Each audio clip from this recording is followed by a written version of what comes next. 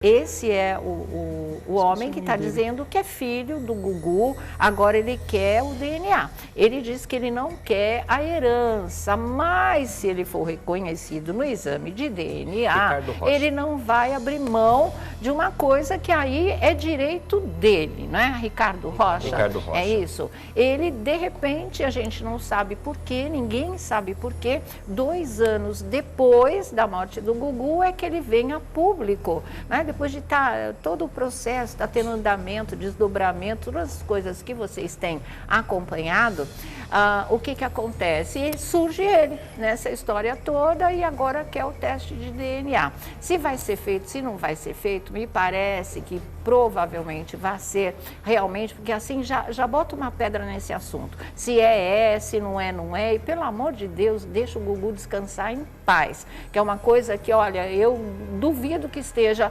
acontecendo realmente, quando a gente esperava muito contrário. A gente só esperava homenagens, a gente não esperava todo esse clima nesses últimos 2 anos realmente diante da memória dele, não é? Mas acontece assim, e o que se questiona e o que as pessoas questionam muito é exatamente isso. Isso é oportunismo? Isso é um trauma de infância? Isso é um mistério que persegue a vida do Ricardo? O que o leva a fazer esse tipo de coisa a essa altura da história, não é? Ele deu entrevista, ontem foi muito interessante, entre aspas, porque o caso, por isso que eu estou falando para vocês, que a gente não pode passar batido nisso, causou tal repercussão que ao mesmo tempo ontem tinha Domingo Espetacular com o Roberto Cabrini entrevistando o Ricardo Rocha e tinha o Fantástico entrevistando as gêmeas do Gugu, a Sofia e a Marina, só o Augusto que ficou de fora dessa história, mas, ou seja, os filhos do Gugu estavam aí, né, em horário nobre total e esse assunto sendo discutido. E a pergunta, eu acho que tem muita pertinência, não é? O que ele quer a essa altura do campeonato? Agora, aos 46 anos de idade, depois de 2 anos da morte do Gugu, depois de todo um processo instaurado, depois de até outras pessoas muito interesseiras se meterem nessa história e querendo parte da herança também, como é que vocês acham que o público encara esse tipo de coisa? Como é que a própria família encara esse tipo de coisa, não é? Por isso que a pergunta é essa, o que ele está querendo a essa altura do campeonato? Por que não fez esse tipo de teste quando o Gugu estava vivo? Por que não, né, não mandou um advogado, um representante? Ele é um cara bem postado na vida, ele diz que não quer dinheiro mais, se for reconhecido a ele, que é o direito dele, aquela história, né? É feio você falar, não quero minha parte na herança. Então, o pessoal ultimamente inventou uma versão mais fina. Olha, eu só quero reconhecimento de paternidade, mas, e não tem mais, porque se reconhece a paternidade, se existe uma herança em jogo, você já tem direito a ela. Então, né, a gente fica aí pensando nessa história. Quer dizer, já era uma pessoa, já era um adulto, já era homem feito, já era um empresário na vida, tudo enquanto o Gugu estava vivo. Por que isso não foi levado para ele? Por que isso não foi discutido com ele? Por que ele não teve a chance de decidir sobre esse assunto? Eu acho um processo bastante...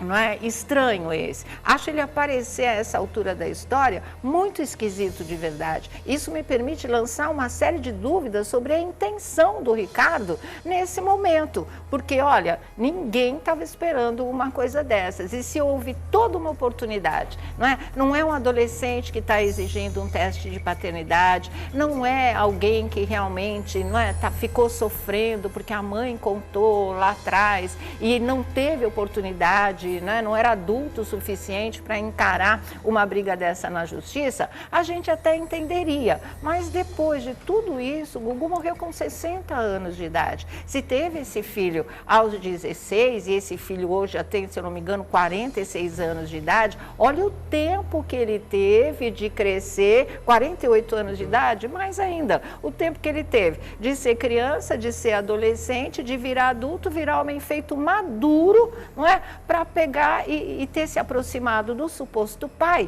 e ter tentado esclarecer essa história. Deixar 2 anos depois da morte, com uma conversa como essa, e ainda se achar parecido com o Gugu,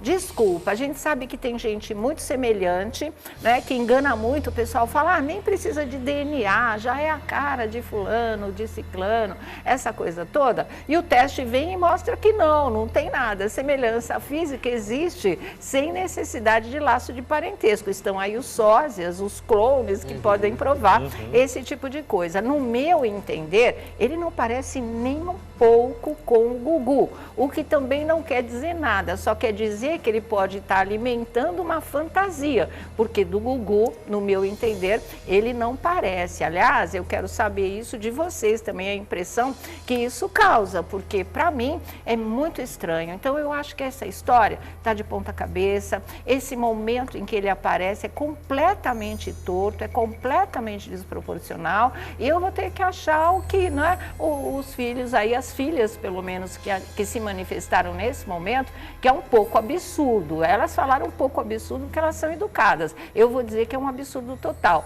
Posso quebrar a cara? Posso morder a língua? Posso. Mas enquanto não acontece esse teste, enquanto não vem o resultado, eu fico mantendo essa opinião. De verdade, eu queria saber o que o leva a fazer esse tipo de coisa.